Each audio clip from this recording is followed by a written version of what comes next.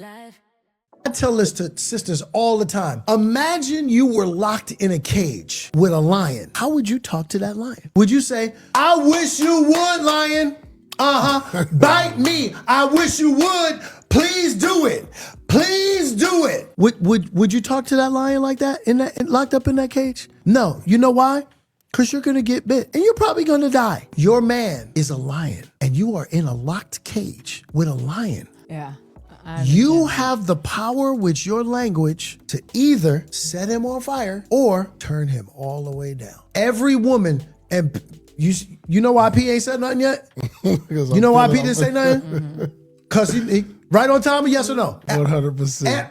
The woman, I'm gonna just go on the right. This is the viral moment. You know the clips that they play before the episode. Here we go, right here. The woman has all the power in the house. All of them don't know how to use it. Just don't know how to use it all day long. And I have said this in another viral clip, talking about the word submission. Yeah.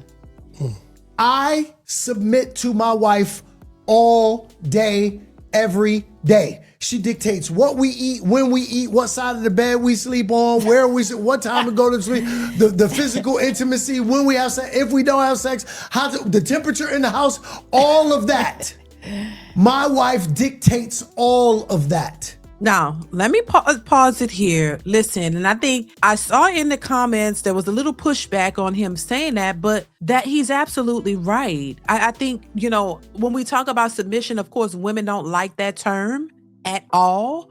They don't like the term submission at all, but they don't have a problem if a man is doing that for them. Now, the things that he's talking about, these are just regular, everyday things that occur.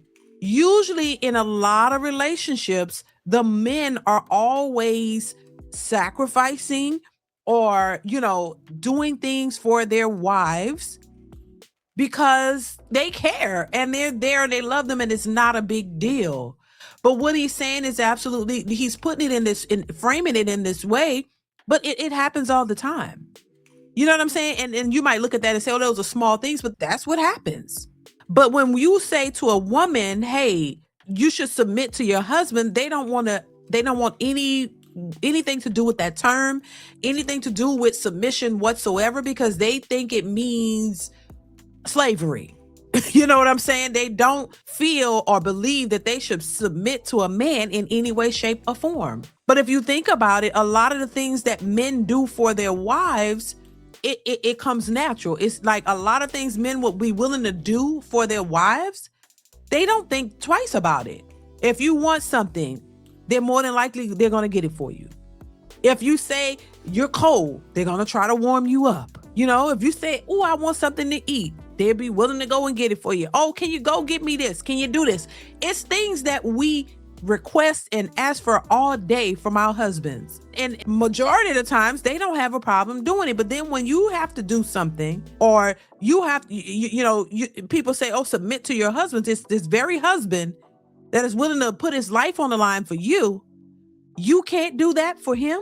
And once again, it goes back to this mentality or this idea of when we were being raised growing up, how a man was taught what he should do for a woman, but women were not taught what they should do for men. Oh my God. So women have become accustomed to this idea that a man is supposed to do all this for us.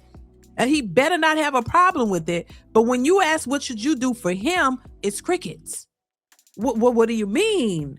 Where did that come from? I don't understand. And that is part of the problem, in my opinion. Let's continue. I submit to her all day. So when I say to you, I need you to do X, Y, and Z, I expect you to submit to my provision. Why? Right. Because I submit to you all day. This is a dance. Yeah. This is a dance. Yeah. Your turn. Here go your song. Okay, now we chop to your song, because this your song. Right. I'm getting ready to play my song. Yeah. You better get up.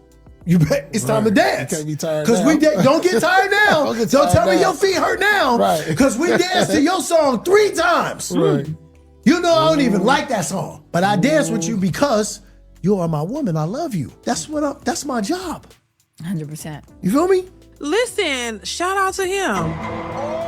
I think he explained it perfectly, honestly. I think he explained it perfectly. I mean, that's what a marriage is. You guys, you both working together. You know, it's not a my way or the highway. It's about us working together, figuring it out. You know, you compromise on certain things. Sometimes the other person has to compromise. There are a lot of things that my husband probably didn't like doing, but he did it because he loves me.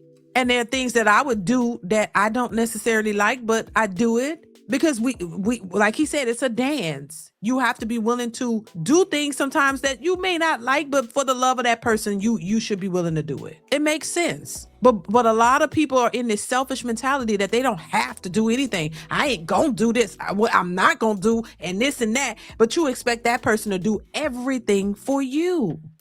That is a selfish mentality, and that's something that has to change in the mentality mostly of women, because there are a lot of women who think that it's a man's job just to cater to them and nothing else. That he's supposed to do this, but what are you supposed to do in return? You can't just believe that he's supposed to give his life, his protection, provisions, everything, and you not do anything. That's something that we as women need to understand. That this is how you can have women in this modern society who say, I need a man, I want to protect and provide, he got to make all this money and I don't want to pay no bills, but I'm still gonna work. So you're already coming to the table, because they say they're at the table. So you bringing your table already decorated, already, finished, and how you like it, not considering what he would like. You're coming to the table already saying what you not gonna do and what you gonna do. Your end of it is already, you've already made up your mind. You've already made your decision as to what you want to do, what you not gonna do, and he can't have a say. But you coming to the table requesting all of these things from him, but he can't request anything from you. Because you've established and you've worked hard, and now you feel like nobody can tell you nothing. But that's kind of unfair, don't you think? That you have all of these expectations for, you want a high value, top tier man. He got to make $200,000-$300,000 a year. He got to come in and take care of you and your kids, because you have kids, and he got to come in and do what you want. Have you ever talked to him and asked him what it is that he's looking for in a woman? Because it's not just contingent upon everything that you want, but it should be based on what you guys build together. And I think that is the problem when it comes to relationships, because a lot of women are just looking for a man to come in and do everything for them without bringing anything to the table. But then they say they are the table. Make that make sense. DeeDeesReactions.